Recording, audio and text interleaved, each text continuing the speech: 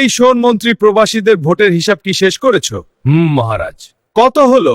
প্রবাসীদের সব হিসাব করে দেখা গেছে সর্বমোট ভোট হয়েছে 4 লাখ প্লাস। এখান থেকে জামাতে ইসলাম অর্থাৎ দাড়িপাল্লা হয়েছে 4 লাখ, আর বিএনপি অর্থাৎ ধানের শীষ হয়েছে 70,000।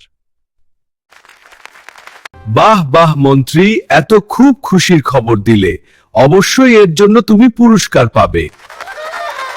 মহারাজ, আমি বলি কি, এই খুশির সংবাদটা আমাদের নবাব বাহাদুরের কাছেও পাঠানো উচিত।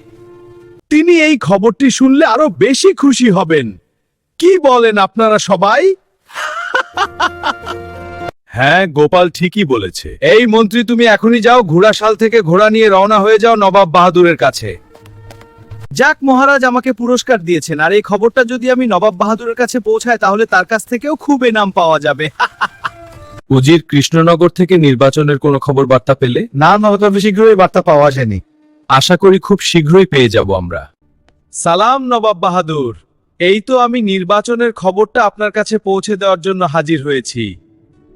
আরে আসো আসো কৃষ্ণনগরের মন্ত্রী, তা কি খবর তোমাদের ওখানে? খুশি করতে পারলে এনাম আছে তোমার জন্য।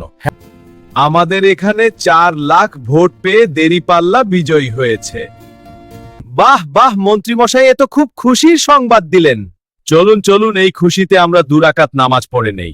যাও যাও, কৃষ্ণনগরকে শুনিয়ে দাও আমি তাদের প্রতি খুশি হয়েছি, আর এবার এই বাংলাদেশে ইসলামের বিজয় হবে। নবাব বাহাদুর, চলুন আমরা নামাজ পড়ি।